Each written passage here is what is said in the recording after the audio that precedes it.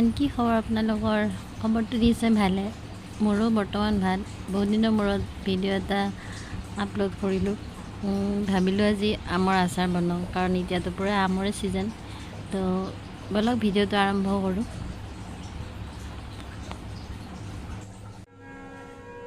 আমখিনি মই ভালদৰে ধুই ল'লোঁ। এতিয়া ধুই মই আমখিনি কাটি লওঁ, সৰু সৰু টুকুৰা কৰি। আমটো একদম চনচনীয়া আম। আপোনালোকে মাত কাটোতে নিশ্চয় মাতটো শুনাই পাইছে। একদম চনচনীয়া আম বুলি যে কয়, সেইটো আম হয়। মই 2 কিলো আমৰ আচাৰ বনাম। 2 কিলো, আধা কিলো আনিছোঁ। আধা কিলোটো আমি কেঁচাই খাম আৰু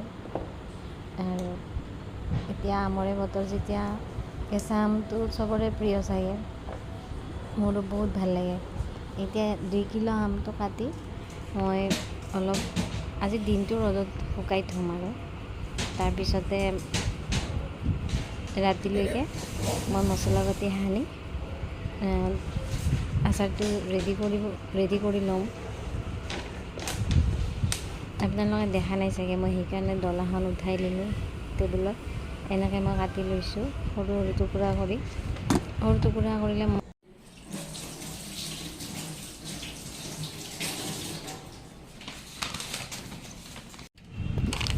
এইখিনি মই ৰ'দত এতিয়া দি দিলোঁ। ৰ'দ থামিলে মই লৈ যাম আৰু দুটা মই কাটি ল'লোঁ। কাটি নহয়, ৰুকি লৈছোঁ, কাৰণ টেঙা আছে যে, দেউতাৰ মানে দাঁত টেঙাই যায়, সেইকাৰণে মই ৰুকিয়ে ল'লোঁ।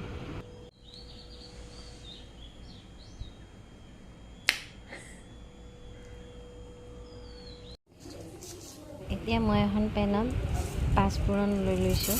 পাঁচফোৰণ মই এইকাৰণে লৈছোঁ যে মেথি, ক'লা বেহৰ, বগা বেহৰ আৰু জিৰা আৰু চফ গোটেইখিনি পাঁচফোৰণত থাকে। তো সেইকাৰণে মই ডাইৰেক্ট পাঁচফোৰণটোৱে লৈ লৈছোঁ। পাঁচফোৰণটো মই অকণমান গৰম কৰি ল'ম।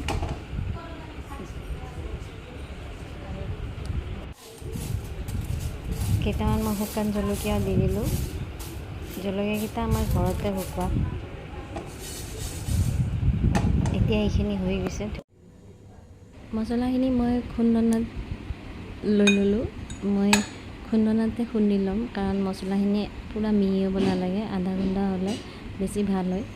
সেয়ে মই খুন্দনাতে গৰমে গৰমে লৈ ল'লোঁ, ধুনীয়াকৈ খুন্দা যাব। এতিয়া মই গেছত এটা কেৰাহী বহাই দিলোঁ। তাতে মই সৰিয়হৰ তেল দিছোঁ। সৰিয়হৰ তেলখিনি গৰম হোৱাৰ পিছত মই অফ কৰি দিম। এইফালে মই আমখিনি এটা ডাঙৰ চৰিয়াত লৈ ল'লোঁ। ইয়াতে মই এতিয়া হালধি, জলকীয়াৰ গুড়ি, ধনিয়াৰ গুড়ি আৰু নিমখ দি প্ৰথমতে সানি ল'ম।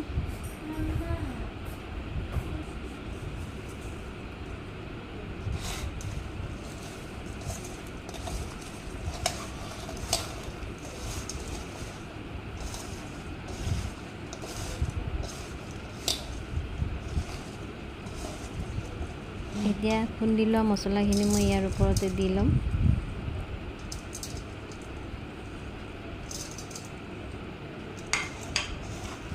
আকৌ সানি ল'ম এতিয়া।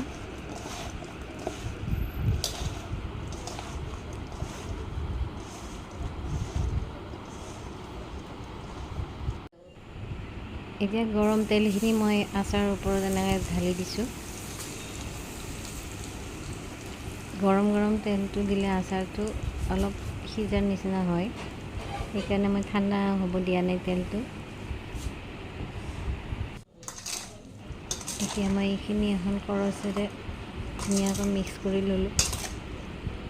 ইমান ধুনীয়া গোন্ধ ওলাইছে নহয়, একদম খাব মন গৈছে, লোভ লাগি যায় ন।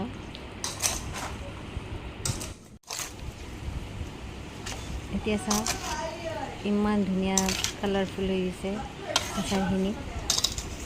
এতিয়া কালি মই ৰাতিপুৱা এইখিনি ৰ'দত দিম। Good morning everyone. এয়া ৰাতিপুৱা 6টা বজাৰ পৰিৱেশ। ইমান ধুনীয়াকৈ কুলিয়ে মাতি আছে। বহুত ভাল লাগে ৰাতিপুৱা যেতিয়া কুলিৰ মাত শুনিব পাওঁ। আৰু এয়া আমাৰ ঘৰৰ ছাইডৰখিনি আমাৰ ঘৰৰ কাম চলি আছে অলপমান। এতিয়া আচাৰখিনি মই ৰ'দত দি দিছোঁ। ৰ'দত দিছোঁ যদিও ভালদৰে লাৰি দিছোঁ যেন মছলাখিনি সমানে লাগি যায় আমত। খাইছে নেকি?